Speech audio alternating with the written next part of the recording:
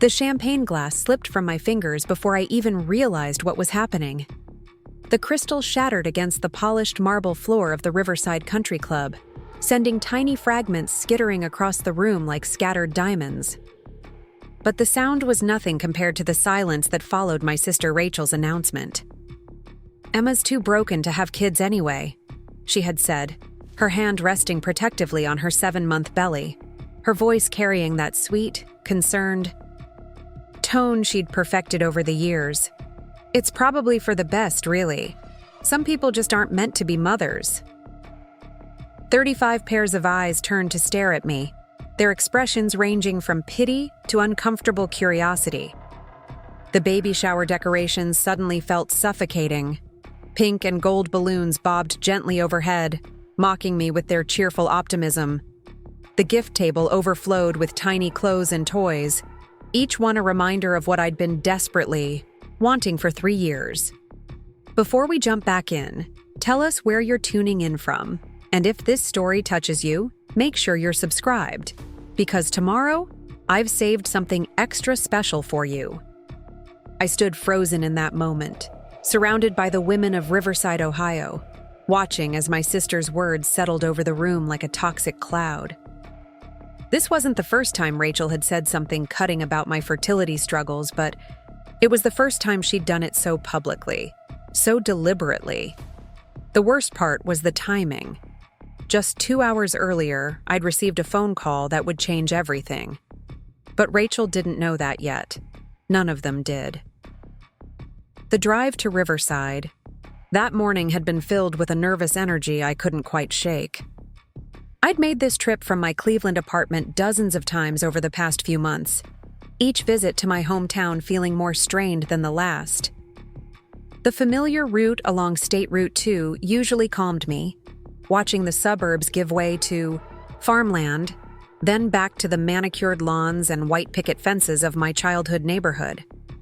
But today felt different. Today, I was carrying a secret that felt too big for my chest.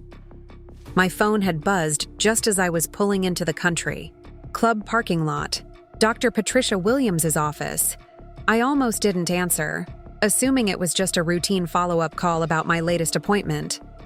For 2 years, I'd been working with Dr. Williams at the Cleveland Women's Health Center, navigating the complicated maze of fertility treatments, tests, and procedures that had become my second full-time job. Most of the calls from her office brought disappointing news or requests to schedule yet another appointment. "Mrs. Thompson?" Kelly, the receptionist, had said when I answered. "Dr. Williams asked me to call you personally. She has some results she'd like to discuss with you." "Immediately. Can you come in today?" My heart had stopped. In my experience, doctors didn't call with good news on Saturday mornings. They certainly didn't ask you to come in immediately unless something was seriously wrong. I'd sat in my car in the country, club parking lot, watching other guests arrive with their perfectly wrapped gifts and coordinated outfits, feeling like I was about to receive another devastating blow to my already fragile hopes of motherhood. "I'm actually out of town today," I'd told Kelly, my voice barely above a whisper. "Is everything okay? Can you tell me over the phone?" There was a pause, and then Dr. Williams herself came on the line. "Emma, I wanted to tell you personally. The results came back from your latest tests, and I have wonderful news. You're pregnant, about 6 weeks along from what we can tell." The world had tilted on its axis.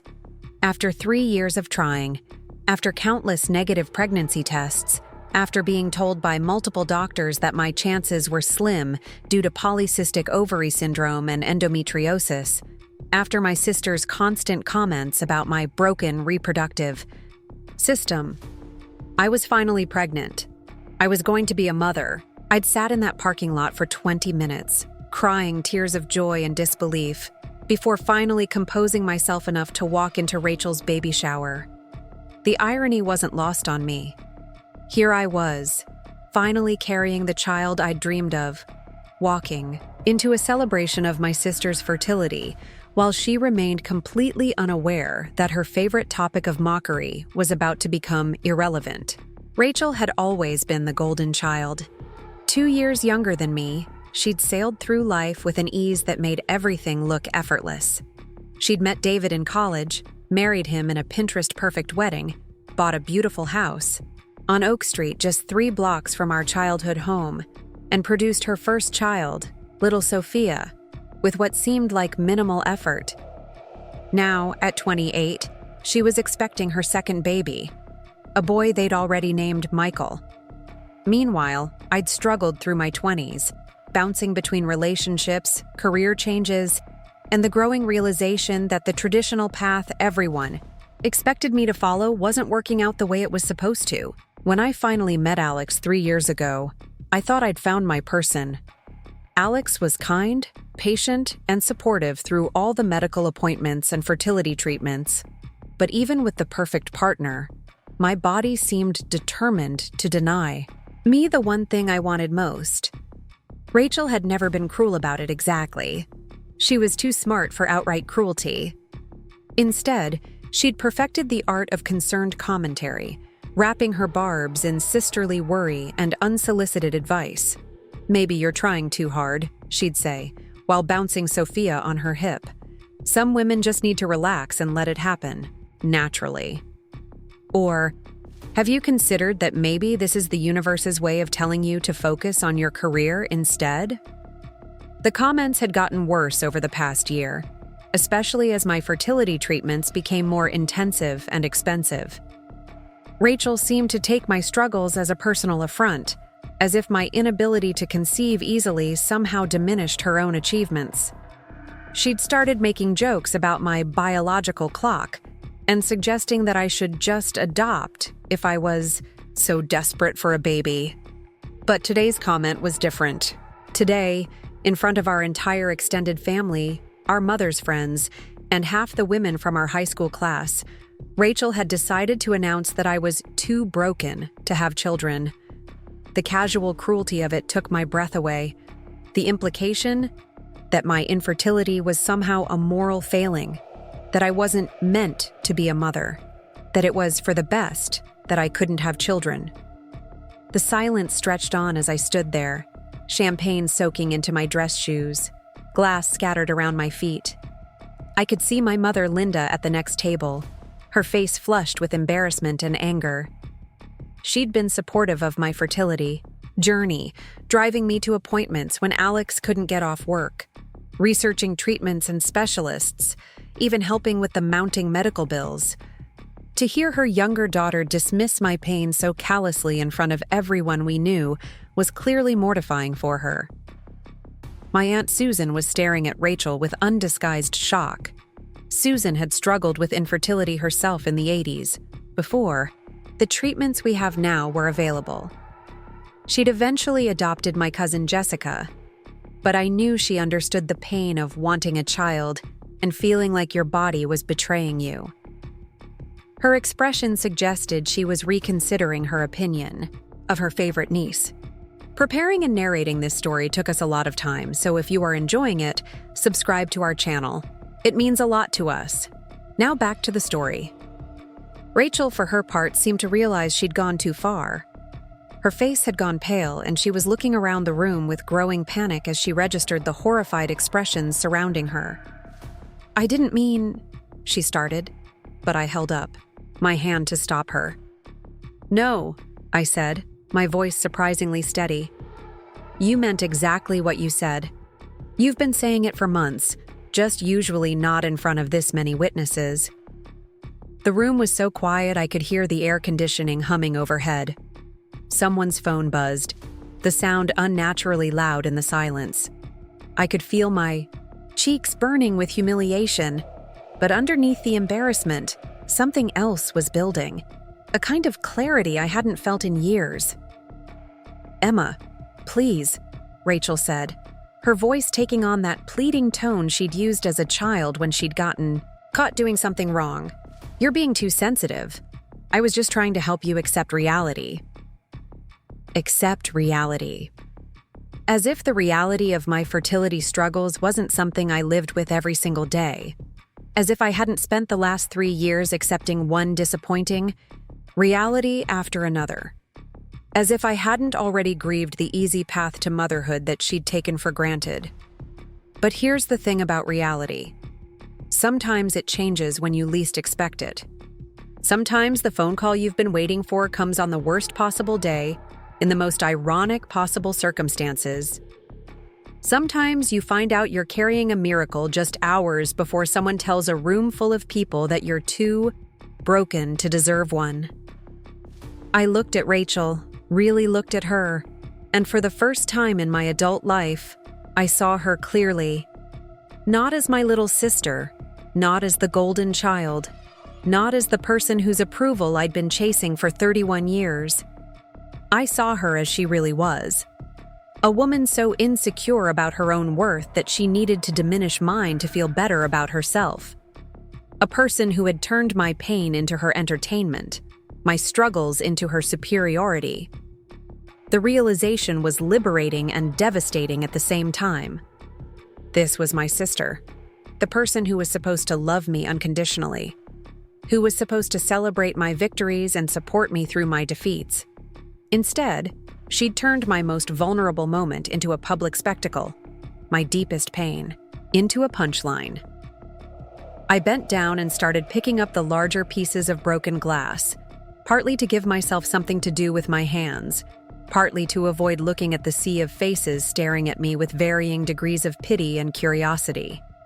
As I knelt on the marble floor, surrounded by the debris of my shattered champagne glass, I made a decision. Rachel thought she knew my reality. She thought she understood my story, my limitations, my future. She'd built her identity partly on the foundation of being the sister who could have children easily while I could not. She'd made my fertility struggles into her talking point, her way of feeling superior, her justification for treating me like a broken thing that needed to be managed rather than a person who deserved respect. But Rachel didn't know everything. She didn't know about the phone call I'd received 2 hours ago. She didn't know that while she was setting up her baby shower, arranging her gifts, and preparing to humiliate me in front of our entire family, I was carrying a secret that would change everything. Standing up with a handful of glass shards, I looked at my sister one more time. She was still pale, still looking around the room nervously, still waiting for someone to laugh at her joke or change the subject or somehow make this moment less uncomfortable for her. But nobody was laughing. Nobody was changing the subject. The women of Riverside, Ohio were many things, but they weren't cruel. They recognized cruelty when they saw it, even when it was dressed up as concern. "You're right about one thing, Rachel," I said, my voice carrying clearly across the silent room. "Reality is important. And reality has a way of surprising us when we least expect it." I walked over to the gift table and set down the broken glass in an empty box. Then I picked up my purse and headed for the door. Behind me, I could hear the murmur of voices starting up again, shocked whispers and concerned questions. I could hear my mother calling my name, probably wanting to apologize for Rachel's behavior or check if I was okay. But I didn't stop. I walked out of the garden room at the Riverside Country Club, past the perfectly arranged flowers and the carefully coordinated decorations, past the mimosa bar and the catered lunch, past all the trappings of Rachel's perfect life. I walked out into the Ohio sunshine, got in my car, and drove away. As I pulled out of the parking lot, my phone buzzed with a text from Alex. "How's the shower going? Are you having fun with your family?" I almost laughed. Fun wasn't high, exactly the word I'd used to describe what had just happened. But as I drove back toward Cleveland, toward my small apartment and my supportive partner, and my uncertain but suddenly hopeful future, I realized something important. For the first time in 3 years, I wasn't driving home from a family gathering feeling diminished or defeated. I was driving home with a secret that would change everything. A piece of news that would rewrite the entire narrative Rachel had constructed about my life and my worth and my future. She thought she knew my story. She thought she understood my limitations. She thought she could define my reality for me in front of everyone we knew, without consequences. But Rachel was about to learn something important about reality. It has a way of shifting when you least expect it. And sometimes the person you think you know better than anyone else is carrying a secret that changes everything. Tomorrow, I would call Dr. Williams back and schedule my first prenatal appointment. Tomorrow, I would sit down with Alex and start planning for the family we'd dreamed of for so long. Tomorrow, I would begin the process of deciding when and how to share our news with the world. But today, I drove home from my sister's baby shower with the knowledge that while she was telling everyone I was too broken to have children, I was already carrying the child that would prove her wrong. And for the first time in a very long time, I was smiling. The text messages started before I even made it home to Cleveland. My phone buzzed incessantly on the passenger seat as I navigated the familiar stretch of highway between Riverside and the city.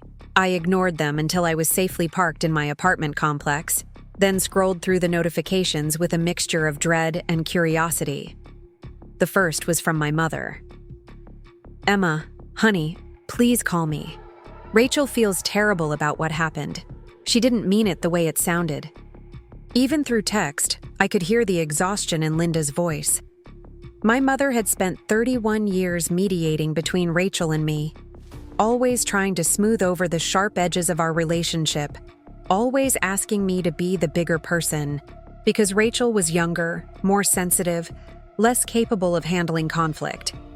The second was from my cousin Jessica. "What the hell was that about? I've never seen Rachel act like that before. Are you okay?" Jessica had always been the truth teller in our family, the one person who called things exactly as she saw them. Her shock told me that Rachel's behavior had been as inappropriate as I'd thought. But it was the third message that made my stomach clench. It was from Rachel herself. "Emma, I'm so sorry. I don't know what came over me. Everyone's asking where you went. Can we please talk? I need to explain." I set the phone aside without responding to any of them. Explain what, exactly? How do you explain turning your sister's deepest pain into entertainment for a room full of people? How do you explain deciding that a baby shower was the appropriate venue to announce that someone is too broken to have children? Alex was waiting for me when I walked into our apartment, taking one look at my face before pulling me into a hug that lasted several minutes. "That bad?"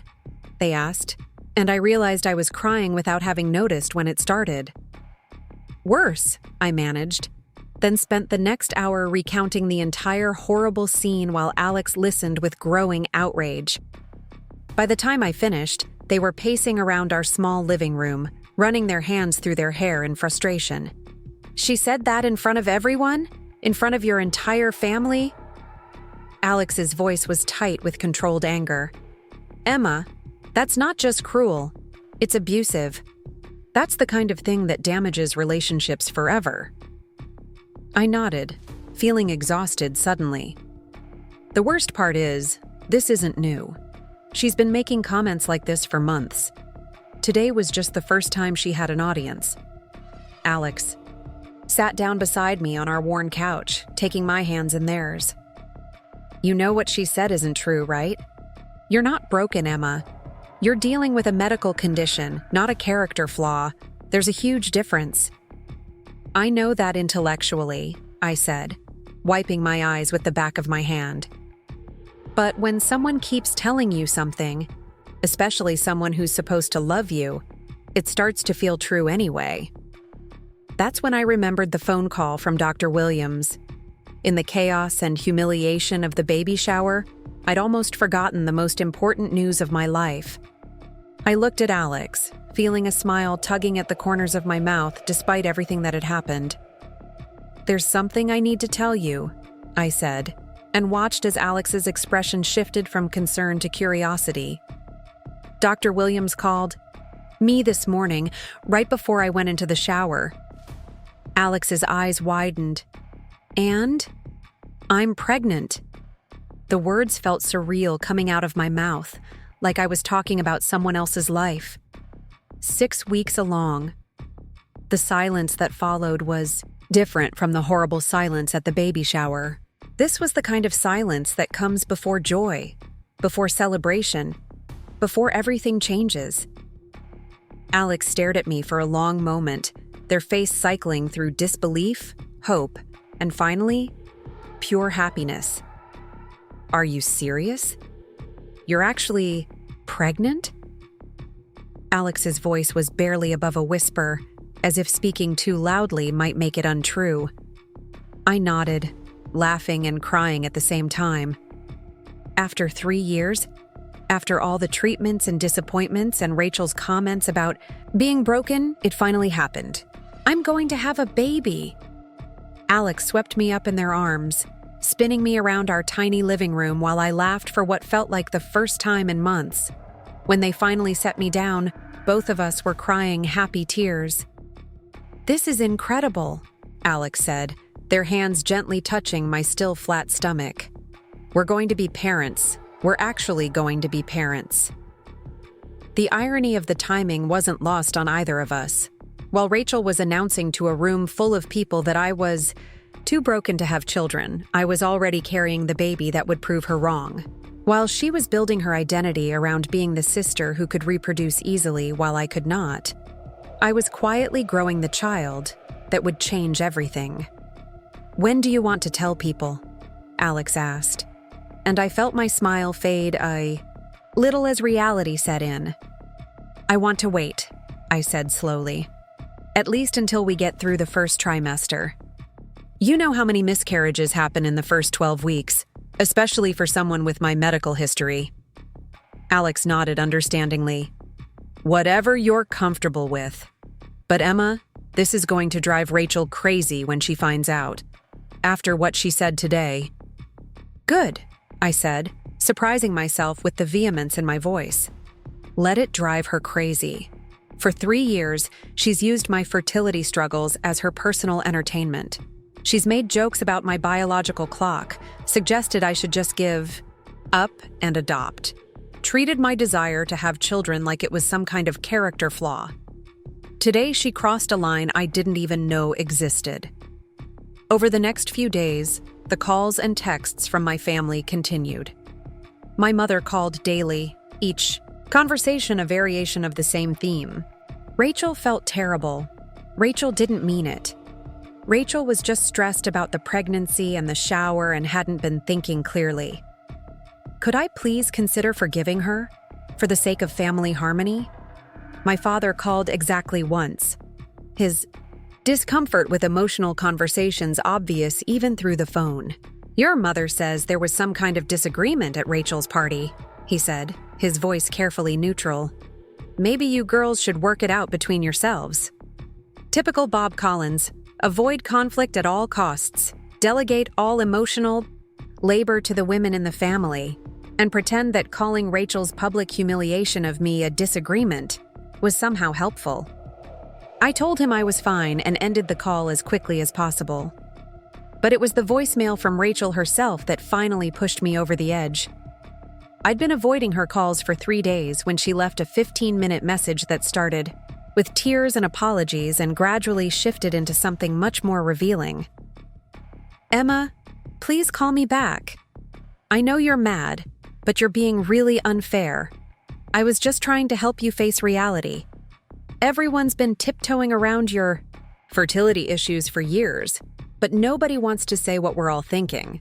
Maybe if someone was honest with you, you'd stop putting yourself through all this medical torture and just accept that some people aren't meant to have kids. I was trying to be a good sister by telling you the truth." The audacity was breathtaking. Rachel had rewritten the entire incident in her mind, turning her cruelty into kindness, her public humiliation of me into sisterly concern. She'd convinced herself that announcing I was too broken to have children in front of our entire extended family was actually an act of love. But then came the part that really revealed her true feelings. "And honestly, Emma, you're being really selfish by making this all about you. This was supposed to be my day, my celebration, and you're turning it into this whole drama." Sophia keeps asking why Aunt Emma left without saying goodbye, and I don't know what to tell her. David's family is asking questions, and Mom's been crying for 3 days straight. You're ruining everything because you can't handle the truth. I played the voicemail for Alex, who listened with an expression of growing disbelief. She's actually blaming you for ruining her party by being upset that she publicly humiliated you? Alex shook their head. Emma, this isn't just cruel. This is delusional. That's when I realized something important. Rachel wasn't sorry about what she'd said. She was sorry about the consequences. She was sorry that people had reacted with shock and disapproval instead of laughing along with her joke. She was sorry that her perfect baby shower had been disrupted by my inconvenient emotional response to being called broken in front of everyone we knew. But she wasn't sorry about the words themselves. She meant every single one of them. The realization was liberating in a way I hadn't expected. For years, I'd been making excuses for Rachel's behavior, telling myself that she didn't really mean the hurtful things she said, that she was just thoughtless rather than malicious. But the voicemail made it clear that her cruelty was deliberate, calculated, and completely unrepentant. Over the following weeks, as Alex and I adjusted to the reality of my pregnancy, I found myself thinking more and more about my relationship with Rachel. Not just the recent incident, but the pattern of behavior that had been building for years. I remembered the comment she'd made last Christmas when I'd mentioned starting a new round of fertility treatments. Maybe you should spend that money on a vacation instead. At least then you'd have something to show for it. I'd laughed it off at the time, told myself she was just being practical. I remembered the time she'd suggested I should just relax and stop trying so hard, because stress is probably what's causing your problems anyway. The implication being that my infertility was somehow my own fault, caused by my inability to manage my emotions properly.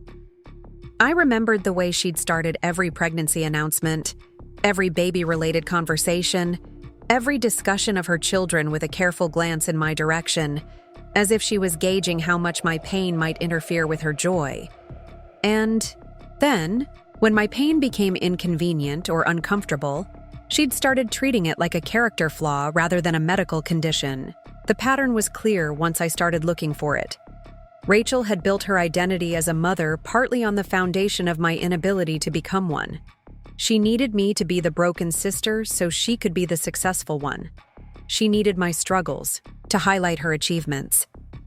And when I'd started interfering with that narrative by continuing to hope, continuing to try, continuing to believe that I deserved the same happiness she'd found, she'd decided it was time to put me back in my place. My first prenatal appointment was scheduled for a Thursday afternoon in early April. Alex took the day off work to come with me, and we drove to the Cleveland Women's Health Center with a mixture of excitement and terror that I imagined was probably normal for couples in our situation. Dr. Williams was a woman in her 50s with kind eyes and a no-nonsense manner that had gotten me through 2 years of disappointing test results and failed treatments.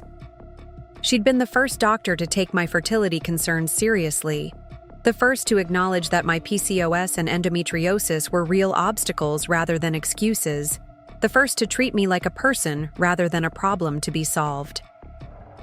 "Emma," she said, smiling as Alex and I settled into chairs across from her desk. "I have to say, this is one of my favorite kinds of appointments. After everything you've been through, I'm so happy to see you here for prenatal care instead of fertility treatments." The ultrasound was surreal. After years of medical appointments focused on what was wrong with my body, seeing the tiny flicker of a heartbeat on the screen felt like a miracle.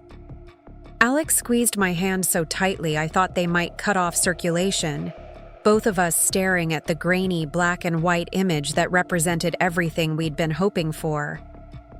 "Everything looks perfect," Dr. Williams said, pointing to various features on the screen that looked like abstract art to me but apparently indicated a healthy pregnancy. "Based on the measurements, I'd say you're about 7 weeks along now. The heartbeat is strong, the positioning is good, and all your hormone levels are exactly where they should be." 7 weeks. I'd been pregnant for 7 weeks, carrying this secret, this miracle, through Rachel's cruel comments and public humiliation. I'd been growing our baby while my sister was telling everyone I was too broken to have children. "When can we tell people?" Alex asked, echoing the question. I'd been wondering about for weeks. Dr. Williams considered this carefully. "Given your medical history, I'd usually recommend waiting until the end of the first trimester. But your numbers look so good that I think 12 weeks is probably conservative. If you want to wait until then, that's fine. But 8 or 9 weeks wouldn't be unreasonable either." As we drove home from the appointment, Alex and I talked about timing. When would we tell our families? How would we announce it? Should we start with our parents, our siblings, or everyone at once? But I found myself thinking about something else entirely. I was thinking about Rachel's voicemail, about her conviction that she'd been doing me a favor by publicly announcing that I was too broken to have children. I was thinking about the years of comments and suggestions and unsolicited advice, all delivered with that particular combination of concern and condescension that made them impossible to challenge directly. I was thinking about the fact that, while Rachel was building her identity around being the sister who could have children easily, I was quietly proving her entire narrative wrong. "You're awfully quiet," Alex observed as we pulled into our apartment complex. "Everything okay?" I turned to look at them. This person who'd supported me through every disappointment, every failed treatment, every moment of doubt and despair. "I'm thinking about Rachel," I admitted. "About when we should tell her." Alex's expression darkened slightly. "Are you sure you want to tell her at all? After what she said at the shower? After that voicemail? Do you really want to give her the chance to say something that might hurt you during what should be the happiest time of your life?" It was a fair question. Rachel had proven that she couldn't be trusted with my vulnerabilities, that she saw my pain as entertainment rather than something deserving of compassion. Why would I want to share the most important news of my life with someone who had spent years using my struggles against me? But as we sat in the car, the ultrasound photos tucked carefully into my purse, I realized something important. This wasn't about Rachel anymore. This wasn't about her approval or her reaction or her ability to turn my joy into something ugly. This was about me reclaiming my story. For years, Rachel had been the narrator of my fertility journey, the one who got to decide what it meant, how it should be interpreted, what lessons should be drawn from it. She'd turned my medical condition into her talking point, my pain into her superiority, my struggles into her entertainment. But now the story was changing. Now I had the power to rewrite the ending. And I was beginning to think that maybe, just maybe, it was time for Rachel to learn that she didn't know everything about my life, my body, or my future. "I want to wait a few more weeks," I told Alex finally. "But when I do tell her, I want to do it right. I want to make sure she understands exactly how wrong she was about me being too broken to have children." Alex nodded slowly. "Just promise me you'll be careful. I don't want her to ruin this for you." I promised. But as we walked up to our apartment, I was already thinking about how satisfying it would be to prove Rachel wrong. Not just wrong about my fertility, but wrong about her ability to define my reality, to narrate my story, to decide what I was and wasn't capable of achieving. She thought she knew me. She thought she understood my limitations. She thought she could humiliate me in front of our entire family without consequences. But Rachel was about to learn something important about the sister she'd underestimated for so long. Sometimes the people you think you know better than anyone else are carrying secrets that change everything. And sometimes, the person you've spent years calling broken is actually stronger than you ever imagined. The breaking point came 3 weeks after the baby shower, on a rainy Tuesday evening when I was curled up on my couch grading papers from my online tutoring students. Alex was working late at the marketing firm, and I was enjoying the quiet solitude when my phone rang. It was my mother, which wasn't unusual. but her tone when I answered told me immediately that something was wrong. "Emma, honey, we need to talk," Linda said, her voice carrying that particular strain that meant she'd been crying recently. "Rachel came over today, and she's really struggling with what happened between you two. She thinks you hate her." I set down my red pen and closed my eyes, feeling the familiar weight of family obligations settling over my shoulders like a heavy blanket. "Mom, I don't hate Rachel, but I'm not ready to pretend that what she did was okay just to make everyone else more comfortable." "She made a mistake, sweetheart. People say things they don't mean when they're stressed. You know how emotional pregnancy can make women. She's dealing with hormones and exhaustion, and she just wasn't thinking clearly." There it was again. The same excuse-making, the same minimization that had been happening for weeks. Rachel's cruelty was explained away as stress, as hormones, as anything other than what it actually was. A deliberate choice to humiliate me in front of our entire family. "Did she tell you what she said in her voicemail?" I asked, genuinely curious about how Rachel had framed that particular conversation. There was a pause. "What voicemail?" "The 15-minute message she left me 3 days after the shower. The one where she blamed me for ruining her party by being upset about being called broken. The one where she said she was actually trying to help me by telling everyone I'm too damaged to have children." Another pause, longer this time. "Emma, I'm sure she didn't mean it that way." "Mom, I played it for Alex. Word for word, she said I was being selfish for making her baby shower about my drama. She said everyone's been thinking I should give up trying to have kids, and she was just brave enough to say it out loud." I could hear my mother's sharp intake of breath. She didn't tell me about any voicemail. Of course she hadn't. Rachel had been carefully curating her version of events, presenting herself as the misunderstood sister whose innocent comment had been blown out of proportion by my oversensitivity. She'd conveniently left out the parts that revealed her true feelings about my fertility struggles. "I don't want to put you in the middle of this," I told my mother, though we both knew she'd been in the middle of Rachel's and my conflicts since we were children. "But I need you to understand that this isn't about one comment at a party. This is about years of Rachel treating my medical condition like it's entertainment." After I hung up, I found myself thinking about patterns. Not just Rachel's pattern of cruelty disguised as concern, but my own pattern of accepting it. For how long had I been making excuses for her behavior? How many times had I told myself that she didn't really mean it, that she was just being thoughtless, that family harmony was more important than my own dignity? I pulled out my laptop and opened a new document. Without really planning to, I started writing down every cruel comment Rachel had made about my fertility over the past 3 years. Not the big, obvious ones that even she might acknowledge were hurtful, but the small, cutting remarks that had accumulated like paper cuts over time. The comment about how maybe I was trying too hard and should just relax. The suggestion that I should spend my treatment money on a vacation instead. The joke about my biological clock at last year's Thanksgiving dinner. The way she'd started every conversation about her pregnancies with a careful assessment of my emotional state, as if my pain was something she needed to manage rather than acknowledge. The list grew longer than I'd expected. Page after page of seemingly small moments that, when viewed together, painted a picture of systematic emotional abuse. Rachel hadn't just made one cruel comment at a baby shower. She'd been slowly, methodically, undermining my sense of worth and hope for years.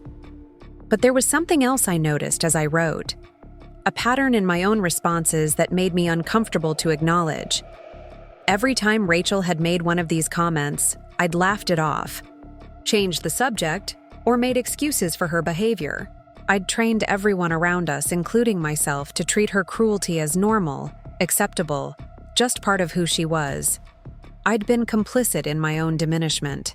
Not because I deserved it, not because I'd asked for it, but because I'd been so desperate to maintain family relationships that I'd sacrificed my own dignity to keep the peace. I'd taught Rachel that she could say anything to me without consequences, and she'd taken that lesson to heart. The realization was both liberating and terrifying. If I'd been enabling this dynamic for years, then I had the power to change it. But changing it would mean accepting that my relationship with Rachel might never be what I'd hoped it could be. It would mean acknowledging that some damage couldn't be undone with apologies and good intentions. 3 days later, I had my 9-week prenatal appointment. Dr. Williams was pleased with my progress, and the ultrasound showed a baby that was growing exactly as it should be. Alex and I left the appointment with new pictures and the doctor's blessing to start sharing our news with close family if we wanted to. "Are you ready?" Alex asked as we sat in the parking lot, looking at the latest ultrasound images. "Do you want to tell your parents?" I considered this. I want to tell my mom, but I want to do it in person, and I want to do it without Rachel there. "What about Rachel? When do you want to tell her?" That was the question I'd been wrestling with for weeks. Part of me wanted to keep the secret forever, to let Rachel continue believing her narrative about my broken fertility, while I quietly built the family she'd convinced everyone I couldn't have. But another part of me, a growing part, wanted to see her face when she realized how completely wrong she'd been. "I have an idea," I said slowly, "but I need to think about it more." Over the next week, the idea that had been forming in my mind began to take shape. Rachel's second baby shower was scheduled for the following month. It was going to be smaller than the first one, just immediate family and a few close friends, but it would include all the same people who had witnessed her cruel announcement about my fertility. What if I attended that shower? What if I waited until Rachel was surrounded by the same audience that had heard her call me too broken to have children, and then shared my news? What if I gave her a taste of what it felt like to be surprised with life-changing information in front of everyone she knew? The more I thought about it, the more appealing the idea became. Not as revenge exactly, but as justice. As a way of reclaiming my story and proving that Rachel's version of reality was nothing more than cruel fiction. But first, I needed to do some research. I needed to understand exactly what Rachel had been telling people about me, about my fertility, struggles, about her role in my life. If I was going to confront her publicly, I needed to know the full scope of what I was confronting. I started with Jessica, my cousin who had been at the first baby shower and had texted me immediately afterward. We met for coffee at a small cafe in downtown Cleveland, away from Riverside and the complicated family dynamics that seemed to follow me everywhere in my hometown. "I've been thinking about what happened at Rachel's shower," Jessica said after we'd ordered our drinks. "I've known you both since we were kids, and I've never seen her act like that before. It was like she was a completely different person." "That's what I wanted to talk to you about," I said carefully. "Has Rachel said anything to you about my fertility issues? Before the shower, I mean." Jessica shifted uncomfortably in her seat. "Emma, I don't want to cause more problems between you two." "You won't be causing problems. The problems already exist. I just need to understand how extensive they are." Jessica sighed and stared into her coffee cup. "She's made comments over the past year or so. Nothing as harsh as what she said at the shower, but definitely comments. Last Christmas, she mentioned that you were spending a lot of money on treatments that weren't working. She said she was worried about you becoming obsessed with getting pregnant." "Obsessed," I repeated flatly. Her word, not mine. "And at Easter, when you couldn't come because you had a doctor's appointment, she said something about how you were letting your fertility issues take over your whole life. She suggested that maybe you needed therapy to help you accept that some people just aren't meant to be parents." Each revelation felt like a small slap. Rachel hadn't just been making cruel comments to my face. She'd been undermining me behind my back, slowly poisoning the family's perception of my fertility journey by framing it as obsession rather than hope, as psychological dysfunction rather than medical treatment.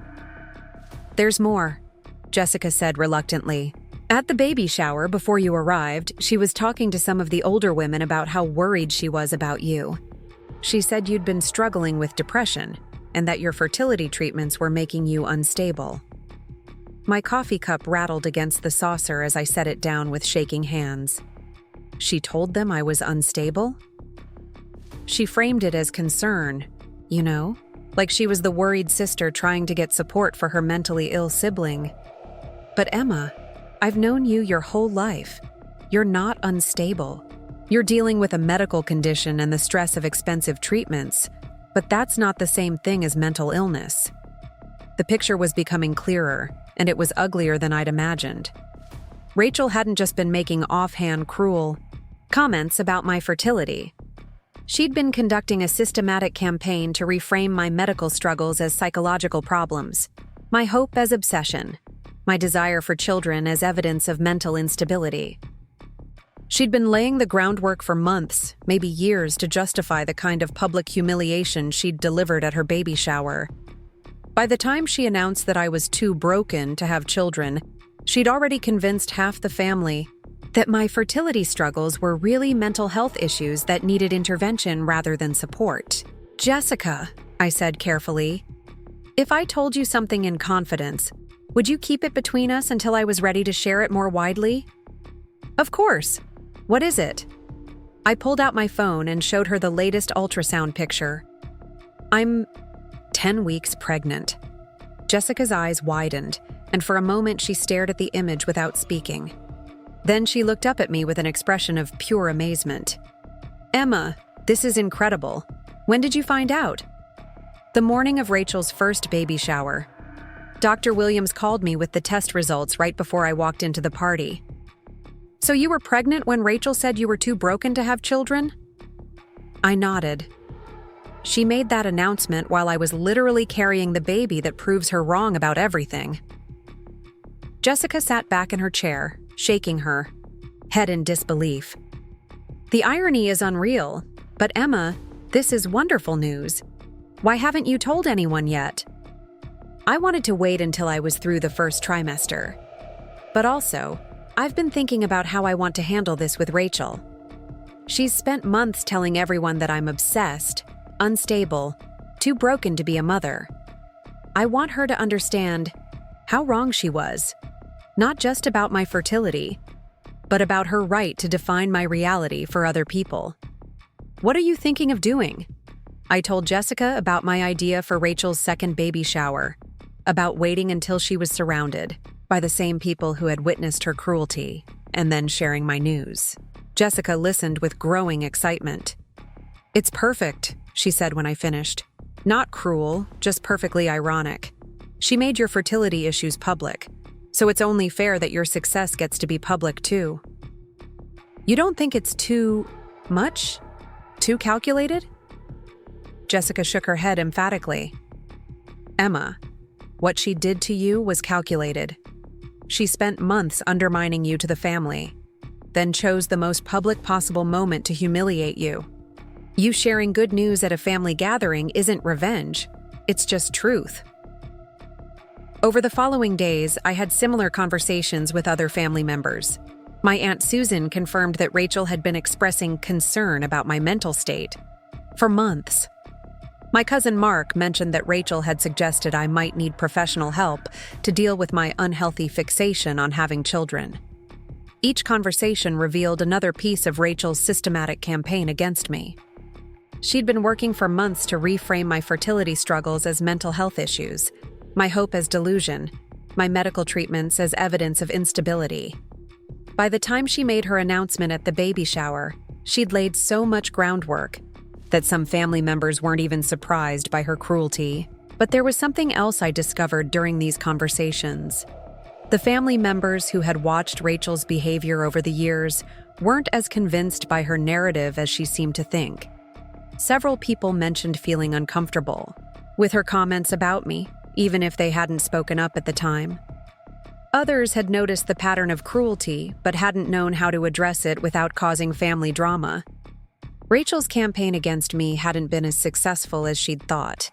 People had been paying attention, even when they hadn't been speaking up, and many of them had already begun to question her motives and methods long before the baby shower incident. This realization gave me confidence in my plan. When I revealed my pregnancy at Rachel's second shower, I wouldn't just be proving her wrong about my fertility. I'd be giving voice to doubts that many family members had already been harboring about her behavior. 2 weeks before Rachel's second baby shower, I called my mother and asked if I could come to Riverside for a visit. Just the two of us, I specified. I had something important to share with her. Linda was thrilled by the prospect of some one-on-one time, and we made plans for me to drive down on a Saturday afternoon. I would tell her about the pregnancy in person, show her the ultrasound pictures, and explain my plan for sharing the news with the rest of the family. But first, I had one more conversation I needed to have. I needed to talk to Alex about the full scope of what I'd discovered about Rachel's behavior and about my plan for the baby shower confrontation. "She's been telling people you're mentally unstable?" Alex's voice was tight with controlled anger as I recounted my conversations with various family members. "For months."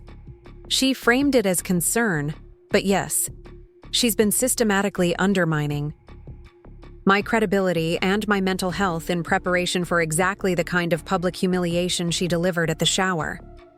Alex paced around our living room, running their hands through their hair in frustration. "Emma, this isn't just cruel.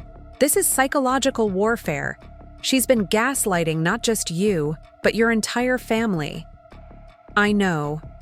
And that's why I think my plan for the second baby shower is justified. She's made my private medical struggles into public entertainment. It's only fair that my success gets to be public too." Alex stopped pacing and looked at me seriously. "Are you sure you're ready for this? Because once you reveal your pregnancy at her baby shower, there's no going back. Your relationship with Rachel will never be the same." I thought about this for a long moment. My relationship with Rachel will never be the same anyway. The question is whether I'm going to let her continue controlling the narrative about my life, or whether I'm going to take that power back. "And you're sure you want to do it publicly? You could just tell her privately, prove her wrong without the drama." "If she'd humiliated me privately, I might consider handling it privately." But she chose to make my fertility issues public entertainment. She chose to announce my supposed brokenness in front of our entire family. I think it's only appropriate that my wholeness gets announced to the same audience. Alex nodded slowly. "Then I support you completely, and I'll be right there with you when you do it." The plan was set. In 2 weeks, I would attend Rachel's second baby shower, wait for the right moment, and share the news that would rewrite everything she'd said about my fertility, my mental health, and my future. I would prove to everyone who had heard her, call me broken, that I was actually stronger than she'd ever imagined. But first, I needed to tell my mother, and I needed to prepare for the possibility that not everyone would be happy about the timing of my revelation, even if they were thrilled about the pregnancy itself. As I drove toward Riverside that Saturday afternoon, the ultrasound pictures tucked carefully in my purse, I felt a mixture of excitement and nervousness that had nothing to do with morning sickness. I was about to begin the process of reclaiming my story, of proving that Rachel's version of my reality was nothing more than cruel fiction. And for the first time in years, I was looking forward to a family gathering. The morning of Rachel's second baby shower dawned clear and unusually warm for late May in Ohio. I stood in front of my bedroom mirror, smoothing down the flowing emerald dress I'd chosen specifically for the occasion. At 12 weeks pregnant, I wasn't showing yet, but the dress would accommodate my growing belly in the months to come. More importantly, it was the most confident I'd felt in months, and I wanted that confidence to show. Alex adjusted their tie nervously behind me, catching my eye in the mirror. "Last chance to change your mind," they said softly. "We could just go, congratulate Rachel, and tell everyone our news separately." I turned to face them, taking their hands in mine. "I've been thinking about this for weeks, and I'm sure Rachel made my fertility struggles public entertainment. She spent months telling our family that I was mentally unstable, obsessed, too broken to be a mother. She chose the most public, humiliating way possible to announce her version of my reality. It's only fair that the truth gets the same kind of audience. The drive to Riverside felt different this time. Instead of the dread and anxiety that had accompanied my trip to Rachel's first shower, I felt a calm determination settling over me. In my purse was a small envelope containing my latest ultrasound pictures and a copy of my blood work results from Dr. Williams. Not that I expected to need documentation, but after months of Rachel questioning my mental state, I'd learned the value of having concrete proof. The shower was being held at my parents' house this time, in the backyard under the oak tree where Rachel and I had played as children. White streamers hung from the branches, and round tables covered in pale yellow tablecloths dotted the lawn. It was smaller than the country club event, maybe 20 people instead of 35. But all the key players were there. My mother and father, Rachel's in-laws, my Aunt Susan and cousin Jessica, and several family friends who had witnessed Rachel's announcement at the first shower. Rachel was holding court near the gift table when Alex and I arrived, one hand resting on her now prominent belly while she laughed at something Mrs. Martinez had said. She looked radiant in a flowing white dress, her dark hair swept up in an elegant bun, every inch the glowing, expectant mother. For a moment, seeing her like that, I remembered the sister I'd grown up with, before fertility and motherhood had become weapons in whatever psychological war she'd been waging against me. "Emma!" My mother rushed over as soon as she spotted us, pulling me into a tight hug. "I'm so glad you came. Rachel wasn't sure you would." I glanced over at Rachel, who had noticed my arrival and was watching our interaction with an expression I couldn't quite read. Surprise, maybe, or wariness. She'd left me 3 voicemails over the past week, each one a variation on the same theme. She missed me. She was sorry about the misunderstanding. She hoped we could move past this for the sake of family harmony.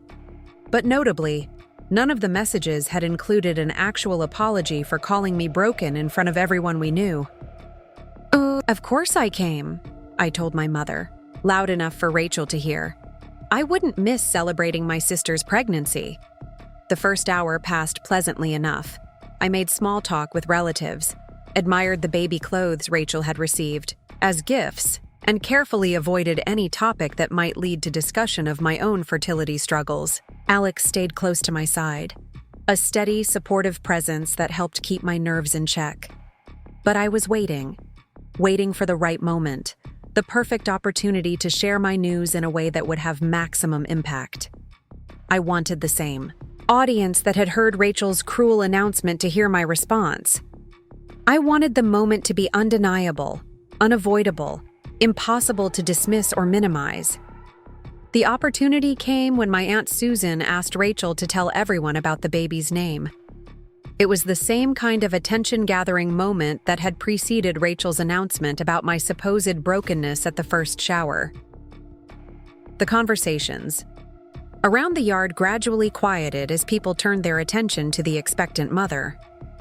"Well," Rachel said, her hand moving to her belly in a gesture that had become habitual, "David and I have finally decided on a name. We're going to call him Michael David Martinez after his grandfather." There was a chorus of approval from the assembled guests, along with questions about nursery themes and due dates and all the normal topics that surround pregnancy announcements. Rachel basked in the attention, answering questions with the kind of easy confidence that had always characterized her approach to motherhood. "It's so wonderful to see a family growing," Mrs. Martinez said, beaming at her daughter-in-law. "There's nothing more beautiful than a woman embracing her natural role as a mother." That was when Rachel's gaze found mine across the yard. For just a moment, something flickered in her expression. A challenge, maybe, or a reminder of the conversation we'd never finished. A subtle assertion that this was her domain, her expertise, her moment of triumph. "Some women are just naturally maternal," Rachel said, her voice carrying clearly across the quiet yard. It's a gift, really. Not everyone has it." The comment hung in the air like smoke, seemingly innocent but loaded with meaning that everyone present understood. This was Rachel's way of reasserting her narrative, of reminding everyone within earshot that I was the sister who lacked this particular gift. The broken one. The one who wasn't meant to be a mother. I felt Alex tense beside me, their hand finding mine in a gesture of support and restraint. Several of the guests glanced in my direction, their expressions uncomfortable, waiting to see how I would respond to this latest provocation. But instead of shrinking away or changing the subject as I had so many times before, I smiled. A genuine, peaceful smile that seemed to surprise everyone, including Rachel. "You're absolutely right," I said, standing up from my chair at one of the small tables. But she chose to make my fertility issues public entertainment. She chose to announce my supposed brokenness in front of our entire family. I think it's only appropriate that my wholeness gets announced to the same audience. Alex nodded slowly. "Then I support you completely, and I'll be right there with you when you do it." The plan was set. In 2 weeks, I would attend Rachel's second baby shower, wait for the right moment, and share the news that would rewrite everything she'd said about my fertility, my mental health, and my future. I would prove to everyone who had heard her, call me broken, that I was actually stronger than she'd ever imagined. But first, I needed to tell my mother, and I needed to prepare for the possibility that not everyone would be happy about the timing of my revelation, even if they were thrilled about the pregnancy itself. As I drove toward Riverside that Saturday afternoon, the ultrasound pictures tucked carefully in my purse, I felt a mixture of excitement and nervousness that had nothing to do with morning sickness. I was about to begin the process of reclaiming my story, of proving that Rachel's version of my reality was nothing more than cruel fiction. And for the first time in years, I was looking forward to a family gathering. The morning of Rachel's second baby shower dawned clear and unusually warm for late May in Ohio. I stood in front of my bedroom mirror, smoothing down the flowing emerald dress I'd chosen specifically for the occasion. At 12 weeks pregnant, I wasn't showing yet, but the dress would accommodate my growing belly in the months to come.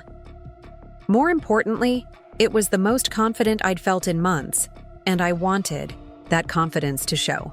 Alex adjusted their tie nervously behind me, catching my eye in the mirror. "Last chance to change your mind," they said softly. "We could just go, congratulate Rachel, and tell everyone our news separately." I turned to face them, taking their hands in mine. I've been thinking about this for weeks, and I'm sure. Rachel made my fertility struggles public entertainment.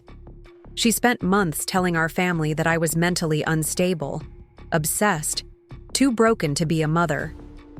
She chose the most public, humiliating way possible to announce her version of my reality. It's only fair that the truth gets the same kind of audience. The drive to Riverside felt different this time. Instead of the dread and anxiety that had accompanied my trip to Rachel's first shower, I felt a calm determination settling over me. In my purse was a small envelope containing my latest ultrasound pictures and a copy of my blood work results from Dr. Williams. Not that I expected to need documentation, but after months of Rachel questioning my mental state, I'd learned the value of having concrete proof. The shower was being held at my parents' house this time, in the backyard under the oak tree where Rachel and I had played as children. White streamers hung from the branches, and round tables covered in pale yellow tablecloths dotted the lawn. It was smaller than the country club event, maybe 20 people instead of 35. But all the key players were there. My mother and father, Rachel's in-laws, my Aunt Susan and cousin Jessica, and several family friends who had witnessed Rachel's announcement at the first shower. Rachel was holding court near the gift table when Alex and I arrived, one hand resting on her now prominent belly while she laughed at something Mrs. Martinez had said.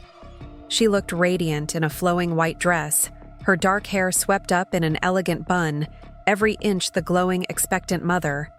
For a moment, Seeing her like that, I remembered the sister I'd grown up with, before fertility and motherhood had become weapons in whatever psychological war she'd been waging against me. "Emma!" My mother rushed over as soon as she spotted us, pulling me into a tight hug. "I'm so glad you came. Rachel wasn't sure you would." I glanced over at Rachel, who had noticed my arrival and was watching our interaction with an expression I couldn't quite read. Surprise, maybe, or wariness. She'd left me 3 voicemails over the past week, each one a variation on the same theme. She missed me. She was sorry about the misunderstanding. She hoped we could move past this for the sake of family harmony. But notably, none of the messages had included an actual apology for calling me broken in front of everyone we knew. Of course I came," I told my mother, loud enough for Rachel to hear. I wouldn't miss celebrating my sister's pregnancy. The first hour passed pleasantly enough. I made small talk with relatives, admired the baby clothes Rachel had received as gifts, and carefully avoided any topic that might lead to discussion of my own fertility struggles. Alex stayed close to my side, a steady, supportive presence that helped keep my nerves in check. But I was waiting for the right moment, the perfect opportunity to share my news in a way that would have maximum impact. I wanted the same audience that had heard Rachel's cruel announcement to hear my response. I wanted the moment to be undeniable, unavoidable, impossible to dismiss or minimize.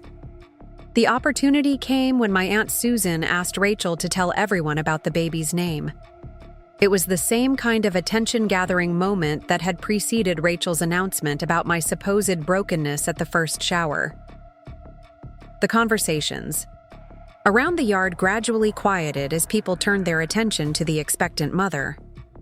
"Well," Rachel said, her hand moving to her belly in a gesture that had become habitual, "David and I have finally decided on a name. We're going to call him Michael David Martinez after his grandfather." There was a chorus of approval from the assembled guests, along with questions about nursery themes and due dates and all the normal topics that surround pregnancy announcements. Rachel basked in the attention, answering questions with the kind of easy confidence that had always characterized her approach to motherhood. "It's so wonderful to see a family growing," Mrs. Martinez said, beaming at her daughter-in-law. "There's nothing more beautiful than a woman embracing her natural role as a mother." That was when Rachel's gaze found mine across the yard. For just a moment, something flickered in her expression. A challenge, maybe, or a reminder of the conversation we'd never finished. A subtle assertion that this was her domain, her expertise, her moment of triumph. "Some women are just naturally maternal," Rachel said, her voice carrying clearly across the quiet yard. "It's a gift, really. Not everyone has it." The comment hung in the air like smoke, seemingly innocent but loaded with meaning that everyone present understood. This was Rachel's way of reasserting her narrative, of reminding everyone within earshot that I was the sister who lacked this particular gift. The broken one. The one who wasn't meant to be a mother. I felt Alex tense beside me, their hand finding mine in a gesture of support and restraint. Several of the guests glanced in my direction, their expressions uncomfortable, waiting to see how I would respond to this latest provocation. But instead of shrinking away or changing the subject as I had so many times before, I smiled.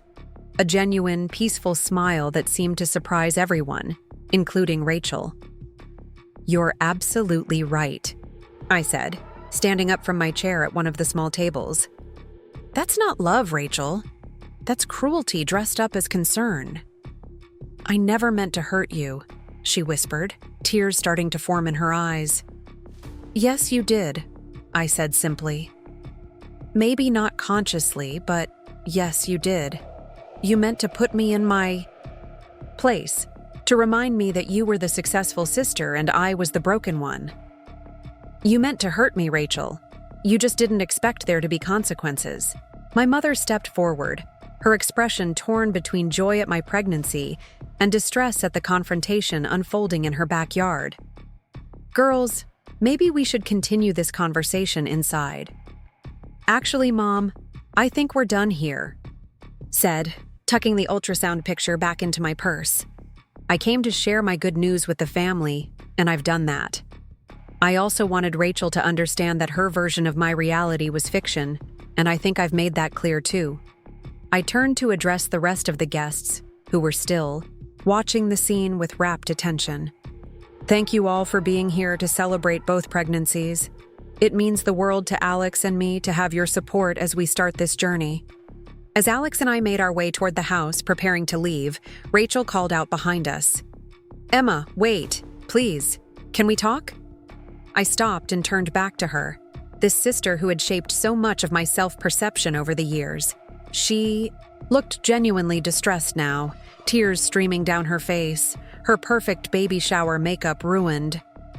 What would you like to talk about, Rachel? I'm sorry. I'm so sorry. I don't know why I said those things. I don't know why I've been so awful to you about the fertility stuff. I love you and I never wanted to hurt you like this. For a moment, looking at her tear-streaked face, I felt a flicker of the old sympathy that had kept me making excuses for her behavior for years. But then I remembered the months of systematic undermining, the cruel comments disguised as concern, the voicemail where she'd blamed me for ruining her party by being upset about her cruelty. I appreciate the apology, I said carefully. But Rachel, this isn't just about what you said at your first shower. This is about a pattern of behavior that's been going on for years. You've spent months telling people I was mentally unstable. You've turned my medical struggles into entertainment. You've treated my pain like it was inconvenient rather than real. I know. I was wrong about everything. Can you forgive me? Can we start over? It was the question I'd been dreading and expecting in equal measure. Could I forgive her? The honest answer was complicated. I could forgive the specific comments, the individual moments of cruelty. But could I trust her not to hurt me again? Could I believe that this apology was genuine rather than just damage control? I don't know, I said finally. I need time to process all of this. What I do know is that things can't go back to the way they were. If we're going to have a relationship going forward, it needs to be based on respect and honesty, not on me making myself smaller so you can feel bigger. Rachel nodded frantically. Yes, absolutely. Whatever you need. I just want my sister back. Then give me space to figure out what that looks like, I said. And Rachel, congratulations on your pregnancy. I genuinely hope you and Michael are healthy and happy. As Alex and I drove away from my childhood home, I felt a strange mixture of exhaustion and exhilaration. The confrontation I'd been planning for weeks was over, and it had gone exactly as I'd hoped. Rachel's narrative about my brokenness had been thoroughly dismantled in front of the same audience that had heard her cruelty. The family members who had been fed months of propaganda about my mental instability had seen clear evidence that I was actually thriving. But more than that, I'd reclaimed my voice. For years, I'd let Rachel define my reality, narrate my struggles, decide what my fertility journey meant and how it should be interpreted. Today, I'd taken that power back. I'd proven that her version of my story was fiction, and I'd done it, with grace and dignity rather than cruelty. How do you feel? Alex asked as we merged onto the highway back to Cleveland. Free, I said, surprising myself with the honesty of it. For the first time in years, I feel completely free. 3 months later, Alex and I announced the gender of our baby at a small gathering of our closest friends and chosen family. We were having a daughter, due to arrive just before Christmas. My mother was over the moon with excitement, already, planning elaborate grandmother duties and nursery decorating sessions. Rachel and I had spoken exactly twice since her baby shower confrontation. Both conversations had been brief and awkward, filled with the kind of careful politeness that occurs between people who are trying to rebuild trust from scratch. She'd given birth to Michael in late July, and I'd sent a congratulations card and a small gift, but I hadn't visited yet. I wasn't ready for that level of intimacy with someone who had spent years using my vulnerabilities against me. My relationship with the rest of my family, however, had improved dramatically. The public nature of my confrontation with Rachel had cleared the air in ways I hadn't expected. Family members who had been uncomfortable with Rachel's behavior for years finally felt permission to acknowledge it. Conversations that had been impossible before became natural and healing. My Aunt Susan had become one of my strongest supporters, sharing her own experiences with infertility and validating the pain I'd endured. My cousin Jessica had appointed herself my unofficial pregnancy photographer, documenting every milestone with the enthusiasm of someone who had watched me struggle for years and was thrilled to see me succeed. Even my father, who had always avoided family emotional drama, had called me after the baby shower to say he was proud of how I'd handled the situation. "You've got more backbone than I gave you credit for," he'd said in his gruff way. That took courage. Dr. Williams was delighted with my pregnancy progress and had become something of a cheerleader for my emotional growth as well as my physical health. "You're not the same woman who walked into my office 3 years ago," she'd observed during one of my routine appointments. "Pregnancy suits you, but more than that, confidence suits you." She was right. The woman who had driven to Rachel's first baby shower in a state of dread and anxiety was gone, replaced by someone who understood her own worth and refused to accept less than she deserved from the people in her life. The woman who had spent years making excuses for Rachel's cruelty and minimizing her own pain had learned to trust her own perceptions and stand up for herself. As I sat in my apartment on a crisp October evening, feeling my daughter kick and roll beneath my ribs, I reflected on the journey that had brought me to this moment. The fertility struggles that had defined my life for 3 years had led me not just to pregnancy, but to a fundamental understanding of my own strength and value. Rachel had tried to write my story as a tragedy, a cautionary tale about a woman too broken to achieve her dreams. But the real story was about resilience, about refusing to accept other people's limitations, about the power of truth to overcome even the most persistent lies. My daughter would be born into a family that had learned hard lessons about honesty and respect. She would grow up knowing that her mother had fought for her existence, had refused to be defined by other people's cruelty, had found the courage to speak truth even when it was difficult. And when she was old enough to understand, I would tell her about the baby shower where her aunt had called me too broken to have children, and about the moment when I proved that sometimes the people who underestimate you the most are the ones who end up being most surprised by your strength. The irony wasn't lost on me that Rachel's cruelty had ultimately led to my liberation. In trying to diminish me, she'd forced me to discover just how undiminishable I really was. In announcing my brokenness to the world, she'd given me the opportunity to prove my wholeness in the most public and undeniable way possible. As winter approached and my due date grew nearer, I found myself grateful for the journey, even the painful parts. Every struggle had led me to this moment, to this baby, to this version of myself that I actually liked and respected. Rachel had tried to break my spirit, but instead she'd helped me discover that I was already stronger than either of us had realized. And when my daughter arrived on a snowy December morning, healthy and perfect and impossibly precious, I held her close and whispered the truth that Rachel's cruelty had tried to deny. Some dreams are worth fighting for, some stories are worth rewriting, and some women are far less broken than the world would have them believe. 6 months had passed since that transformative afternoon in my parents' backyard, and I was now 8 months pregnant, my belly round and prominent as I moved carefully around my Cleveland apartment. The autumn leaves outside my window had turned brilliant shades of gold and crimson, matching the warmth I felt every time I considered how dramatically my life had changed since that spring day when everything shifted. The relationship between Rachel and me remained delicately strained, like a bone that had been broken and was slowly healing, but would never be quite the same.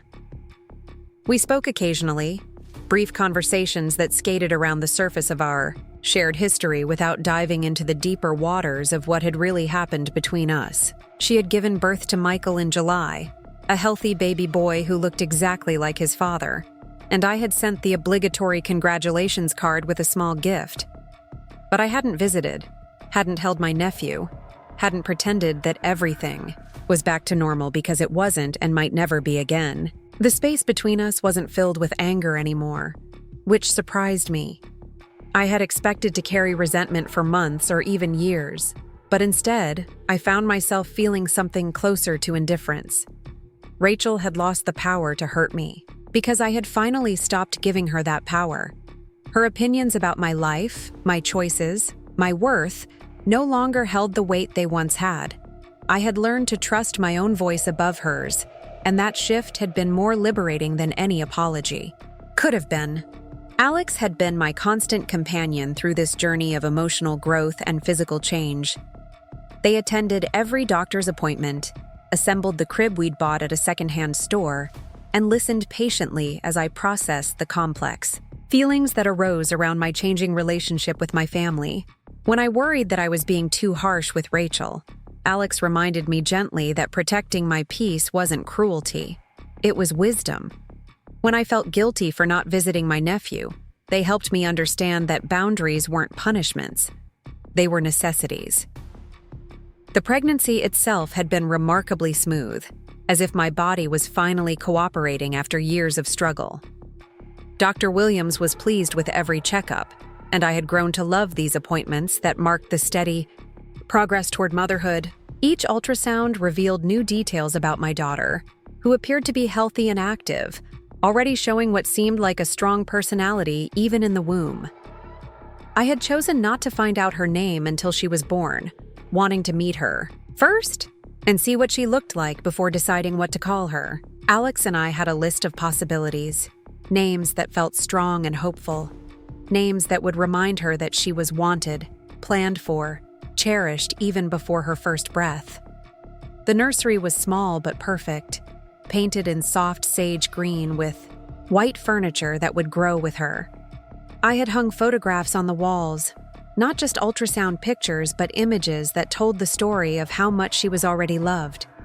There was a photo of Alex and me at our wedding 2 years earlier, both of us grinning widely under the oak tree in Riverside's town park. There was a picture of my parents holding hands on their 40th wedding anniversary, a reminder that love could endure even through difficult times. There was even a photo of Rachel and me as children, both of us gap-toothed and grinning, a reminder that relationships could be complicated and still contain threads of genuine affection. What wasn't on the wall was any pretense that our family was perfect or that all wounds could be easily healed. I was learning to hold space for the complexity of loving people who had hurt me, of maintaining relationships that would never be what I had once hoped they could be. The baby shower my friends had thrown for me the previous month had been everything Rachel's shower had not been. Small, intimate, filled with people who genuinely celebrated my journey to motherhood without any underlying agenda or cruelty.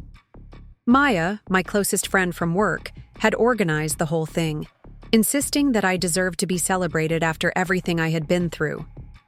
Unlike the formal affairs Rachel had orchestrated, this gathering had been held in Maya's living room, with homemade decorations and food prepared by friends who knew my favorite dishes.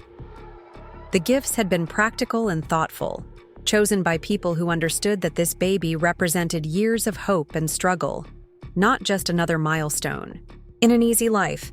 My mother had attended, bringing with her a handmade baby blanket that had taken her months to complete. She had hugged me tightly when she arrived, whispering in my ear that she was proud of how I had handled everything with Rachel, that she was sorry it had taken her so long to see the pattern of behavior that had been hurting me for years. Linda had changed since the confrontation in the backyard, becoming more intentional about her relationships with both her daughters. She no longer expected me to make myself smaller to accommodate Rachel's emotional needs, and she had stopped making excuses for behavior that was inexcusable. The shift hadn't been dramatic or sudden. but rather a gradual recognition that her role as mother didn't require her to enable one daughter's cruelty toward the other. Even my father had surprised me by attending the baby shower, something he would never have done before. Bob Collins, who had spent decades avoiding any situation that might involve emotional expression or family conflict, had sat awkwardly on Maya's couch and complimented the decorations, clearly out of his element, but making an effort that meant more to me than he probably realized.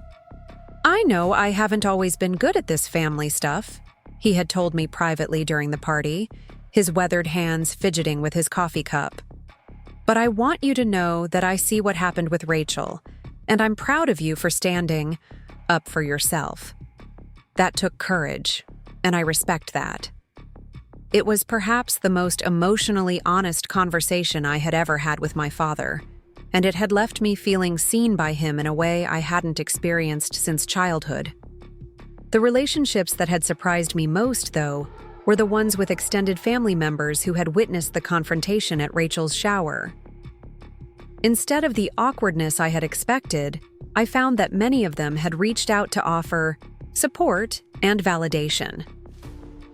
My Aunt Susan called regularly now, sharing stories from her own experience with infertility and offering practical advice about pregnancy and early motherhood. My cousin Jessica had become something like a surrogate sister, filling some of the emotional space that Rachel's behavior had left vacant.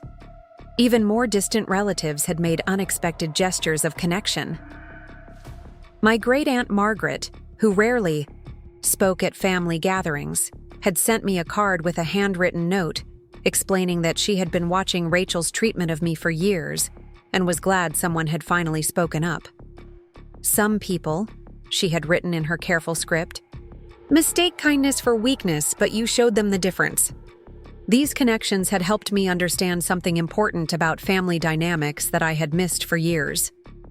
Rachel's behavior toward me hadn't existed in a vacuum. Other family members had noticed it, been uncomfortable with it, but hadn't known how to address it without causing conflict. My decision to speak up publicly had given them permission to acknowledge what they had been seeing all along. The professional consequences of the confrontation had been minimal but meaningful. I had worried that word of the family drama might somehow affect my work as an online tutor, but instead I found that the confidence I had gained from standing up to Rachel had improved my teaching. I was more assertive with difficult students, more willing to set boundaries with demanding parents, more comfortable advocating for my own professional needs. Alex had noticed the change too. "You carry yourself differently now," they had observed. One evening as we assembled baby furniture together, "like you know your own worth in a way you didn't before." They were right. The woman who had driven to Rachel's first baby shower in a state of anxiety and self-doubt was gone, replaced by someone who understood that other people's opinions of her value were not facts to be accepted, but perspectives to be evaluated. I had learned to trust my own perceptions, to believe my own experiences, to stand up for my own dignity, even when it made other people uncomfortable. As my due date approached in early December, I found myself thinking often about the story I would tell my daughter about her entrance into the world. How could I explain that she had been conceived during one of the most painful periods of my life, but that her existence had been the catalyst for my own transformation? How could I help her understand that sometimes the people who hurt us the most end up being the ones who teach us the most about our own strength? I had decided that I would be honest with her as she grew old enough to understand. I would tell her about the fertility struggles that preceded her conception, about the aunt who had called her mother broken, about the moment when I had chosen truth over peace and dignity over family harmony. Not to burden her with adult conflicts, but to help her understand that she came from a lineage of women who knew how to fight for what mattered to them. The labor started on a cold Tuesday evening in mid-December, 2 weeks before my official due date. Alex and I had been watching a movie on the couch when the first contractions began, gentle waves that built slowly over several hours. We had practiced for this moment, packed the hospital bag weeks earlier, planned our route to the Cleveland clinic, but nothing had prepared us for the reality of knowing that our daughter was finally ready to meet us. The delivery was long but uncomplicated, lasting nearly 18 hours from the first contraction to the moment when our daughter slipped into the world with a loud, indignant cry that announced her arrival to everyone within earshot. She was perfect, pink and wrinkled and completely beautiful, with dark hair that stuck up in impossible directions and tiny fists that waved in the air as if she was already arguing with the world. "She's got your stubbornness." Alex laughed through tears as our daughter latched onto her first feeding with determined intensity. "Look at that grip." We named her Clara Hope Thompson Collins, after my grandmother who had died when I was 12, and for the hope that had sustained me through the darkest periods of trying to conceive her. The middle name felt especially significant given everything that had happened in the months leading up to her birth. The first visitors to arrive at the hospital were my parents, both of them crying happy tears as they held their granddaughter, for the first time. My mother had brought the baby blanket she had been working on for months, and my father had surprised everyone by bringing a small stuffed elephant that he had chosen himself. "She's beautiful," Linda whispered as Clara wrapped her tiny fingers around her grandmother's thumb. "She looks like you did as a baby, Emma, strong and determined." Alex's parents arrived the next day, having driven from their home in Michigan as soon as we called with the news. They had been supportive throughout the fertility journey, never making the kind of insensitive comments that had characterized Rachel's behavior, and their joy at Clara's arrival was uncomplicated and pure. The question of whether Rachel would visit hung unspoken in the room for the first 2 days after Clara's birth. I had sent a text message to let her know that her niece had arrived safely, but I hadn't extended an invitation to visit, and she hadn't asked for one. The silence felt appropriate given the state of our relationship, but it also felt sad in ways I hadn't fully anticipated. On the third day, as I was preparing to take Clara home from the hospital, Rachel appeared in the doorway of my room carrying a small wrapped gift and wearing an expression of nervous uncertainty. "I hope it's okay that I came," she said quietly, not moving from the threshold. "I wanted to meet my niece." I looked at her standing there, this sister who had caused me so much pain, but who was also part of Clara's family whether I liked it or not. She looked different somehow, smaller and more hesitant than the confident woman who had held court at her baby showers. Motherhood had changed her too, though in ways I was only beginning to understand. "Come in," I said after a moment of consideration. "Clara, this is your Aunt Rachel." Rachel approached the bed slowly, her eyes fixed on Clara's sleeping face with an expression of genuine wonder. "She's beautiful, Emma. She really is. Would you like to hold her?" Rachel nodded, settling carefully into the chair beside my bed as I transferred Clara into her arms. For several minutes, the room was quiet, except for the gentle sounds of Clara's breathing and the distant noise of the hospital corridor. "I've been thinking about what you said at my shower," Rachel said finally, not looking up from Clara's face. "About how I turned your pain into entertainment. How I tried to make myself feel superior by making you feel broken." I waited, not sure where this conversation was heading, but willing to listen. "You were right," she continued, her voice thick, with emotion. "That's exactly what I was doing, and I don't know why. Maybe because my own pregnancies came so easily that I didn't know how to relate to your struggles. Maybe because I was scared that if you succeeded in having a baby, it would somehow diminish what I had accomplished. Maybe because I'm just more selfish and cruel than I ever wanted to admit." She looked up at me then, tears streaming down her face. "I'm not asking you to forgive me or to pretend this didn't happen. I know I destroyed something between us that might never be repaired, but I want you to know that holding Clara, seeing how perfect she is, understanding how much you must have wanted her, it makes me realize how horrible I was to you, how completely wrong I was about everything." I studied Rachel's face, looking for signs of the manipulation that had characterized so many of our previous conversations. but all I saw was genuine remorse and what looked like the beginning of real self-awareness. "I appreciate you saying that," I said carefully. "It means something to hear you acknowledge what actually happened instead of trying to minimize it or make excuses." "I know we can't go back to how things were before," Rachel said, gently rocking Clara in her arms. "But I hope maybe someday we can figure out how to move forward. Not for my sake, but for Clara's. She deserves to know her aunt, even if her aunt is still learning how to be a better person." It wasn't the dramatic reconciliation that might have ended a different kind of story, but it felt honest in a way that our relationship had rarely been. Rachel wasn't asking me to forget what had happened or to immediately trust her again. She was simply acknowledging the truth of what she had done and expressing hope that we might eventually find a way to rebuild something healthier from the wreckage of what had been. "We'll see," I said, taking Clara back as she began to fuss. "Relationships take time to heal, especially when the damage was as extensive as this was. But I'm willing to see where things go if you are." Rachel nodded, wiping her eyes with the back of her hand. "That's more than I deserve, but I'll take it." After she left, Alex and I sat quietly in the hospital room, processing the unexpected visit and what it might mean for our family's future. Clara slept peacefully in my arms, oblivious to the complex history that surrounded her birth, focused only on the simple needs of a newborn child. "How do you feel about that conversation?" Alex asked, settling onto the edge of the hospital, bed beside us. "Surprisingly okay," I said after thinking about it for a moment. She didn't ask me to pretend everything was fine or to immediately go back to the way things were. She just acknowledged the truth and said she hoped we could eventually find a way forward. That feels like a reasonable starting point. And if she reverts to her old behavior?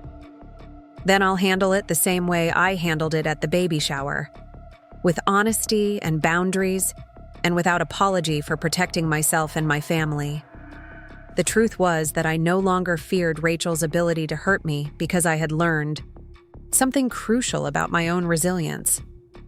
She could disappoint me, frustrate me, even make me angry, but she couldn't break me anymore because I had stopped giving her that power. I had learned to trust my own perceptions, to value my own worth, to speak my own truth, even when it made other people uncomfortable. Taking Clara home from the hospital felt like the beginning of a completely new chapter, not just in my life, but in the story of our entire family. This baby, who had been conceived during one of the most painful periods of my relationship with Rachel, had somehow become the catalyst for honest conversations that might not have happened otherwise. As Alex carried Clara's car seat into our apartment, and I slowly made my way up the stairs, still sore from delivery but filled with a happiness that felt deeper and more solid than anything I had experienced before, I thought about the journey that had brought us to this moment. The fertility struggles that had defined my adult life for so long were finally behind me, replaced by the daily reality of caring for the daughter I had wanted so desperately. The cruel comments and systematic undermining that had characterized my relationship with Rachel had been exposed and addressed, replaced by tentative hope that we might eventually build something better from the foundation of truth. Most importantly, the woman who had spent years accepting other people's definitions of her worth and capabilities had been replaced by someone who knew her own strength, trusted her own voice, and refused to be diminished by anyone else's cruelty or fear. Clara's nursery welcomed us home with the soft afternoon light filtering through the sage-green walls, casting gentle shadows across the carefully chosen furniture and photographs that told the story of how much she was wanted. I settled into the rocking chair that Alex had assembled months earlier, cradling my daughter as she slept, and allowed myself to fully absorb the magnitude of what we had accomplished. This was the child that Rachel had said I was too broken to have. This was the family that years of medical struggles and emotional battles had built. This was the life that I had fought for, hoped for, refused to give up on even when everyone around me suggested that I should accept defeat.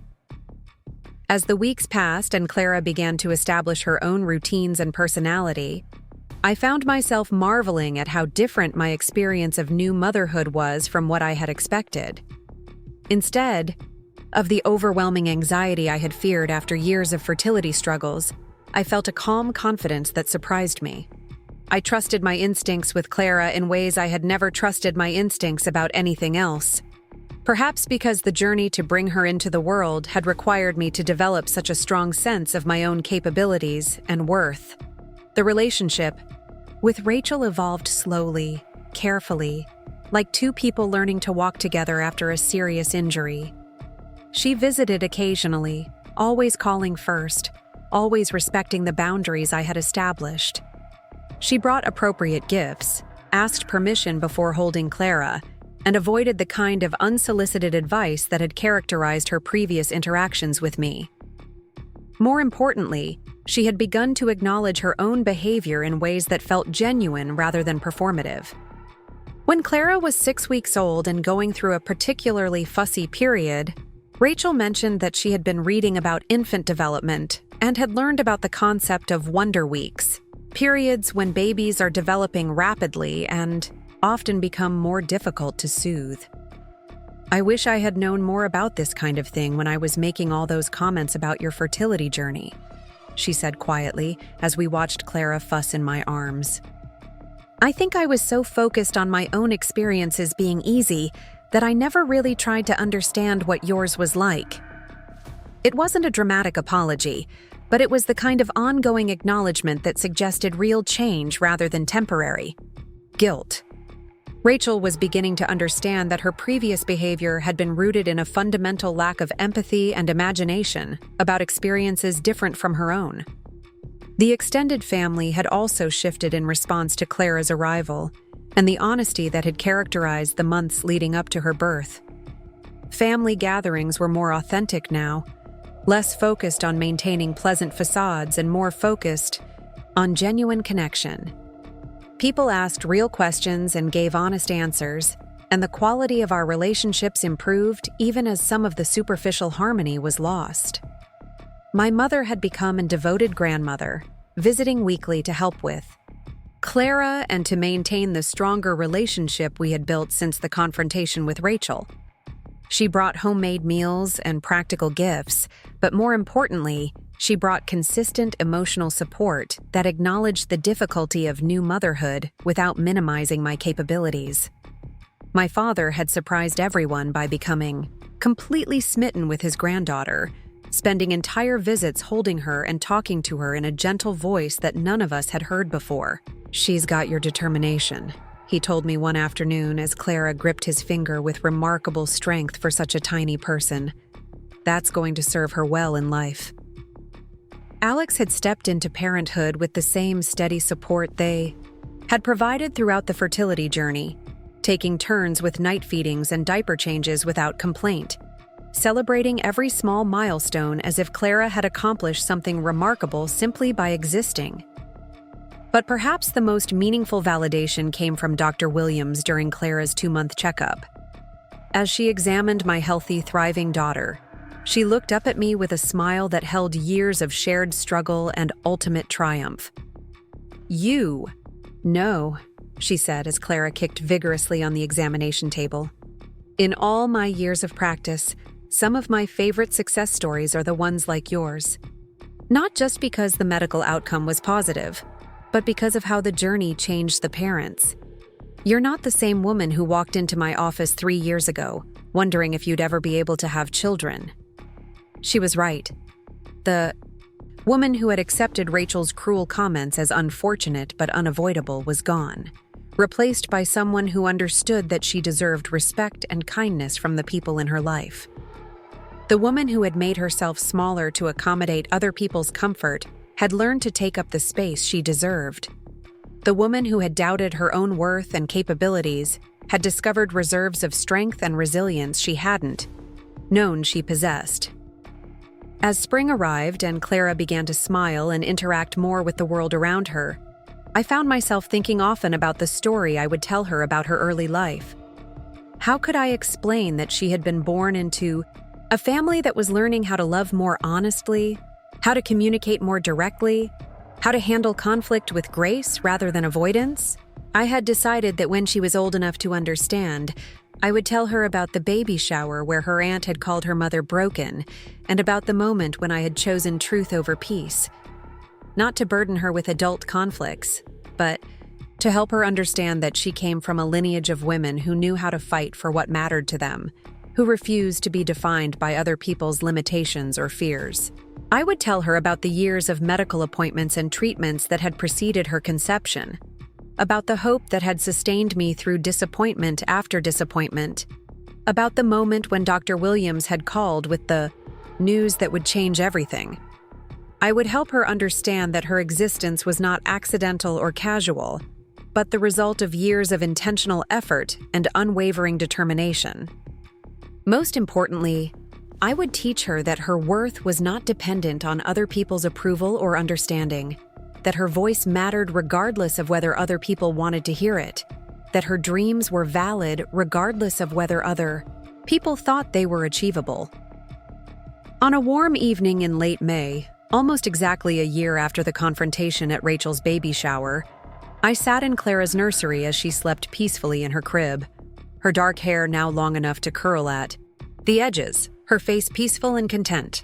The photographs on the walls told the story of a family that had grown not just in number, but in wisdom, not just in love, but in understanding. The journey that had brought us to this moment had been longer and more difficult than I had ever imagined when Alex and I first decided we wanted to start a family. But as I watched my daughter sleep, healthy and perfect and completely herself, I understood that every struggle had been worth it. Every disappointment had led us closer to this exact child. Every moment of pain had contributed to the strength that would help me raise her well. Rachel and I would probably never have the sisterly relationship I had once hoped for, but we had found something more valuable: honesty. We could exist in the same family space without pretending that our history was different than it was, without minimizing the damage that had been done, but also without letting that damage define the entirety of our connection. Clara would grow up knowing both her aunts, understanding that relationships could be complicated and still contain love, that families could include conflict and still provide support, that people could hurt each other deeply and still find ways to coexist with dignity and respect. As I turned off the nursery light and headed toward my own bedroom, where Alex was already asleep after a long day of work and parenting, I felt a deep sense of gratitude for the journey that had brought us to this moment. The fertility struggles that had once felt like a cruel joke had led to the development of strength and resilience I hadn't known I possessed. The family conflicts that had once felt like insurmountable obstacles had led to more honest and authentic relationships. Most importantly, the woman who had once accepted other people's definitions of her worth and capabilities had learned to trust her own voice, to value her own perceptions, to stand up for her own dignity even when it made other people uncomfortable. Clara Hope Thompson Collins had been born not just into a family, but into a legacy of women who refused to be broken by other people's cruelty, who chose truth over comfort, who understood that real strength came not from avoiding conflict, but from handling it with grace and integrity. And as I drifted off to sleep in the home we had built together, listening to the quiet sounds of my daughter's breathing through the baby monitor, I knew that whatever challenges lay ahead, we would face them with the same combination of hope and determination that had brought us this far. The sister who had once called me too broken to have children had been wrong about everything that mattered. But in trying to diminish me, she had unknowingly contributed to my growth. In attempting to define my limitations, she had helped me discover my strength. In announcing my supposed brokenness to the world, she had given me the opportunity to prove my wholeness in the most public and undeniable way possible. Sometimes the people who underestimate us the most end up being the ones who are most surprised by our resilience. Sometimes the cruelest moments in our lives become the catalysts for our greatest growth. And sometimes, the children we thought we might never have become the proof of everything we were capable of achieving. Up next, you've got 2 more standout stories right on your screen. If this one hit the mark, you won't want to pass these up. Just click and check them out.